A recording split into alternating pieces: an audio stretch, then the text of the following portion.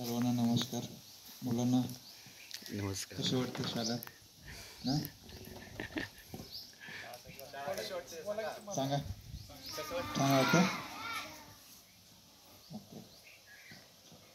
शिक्षक आणि सर्व शिक्षिका आपण बरेच वेळी मला निमंत्रण दिलं होता इथे यावा म्हणून, पण काही कारणास्तव मी येऊ शकलो नाही, त्यासाठी दिलगिरी व्यक्त करतो.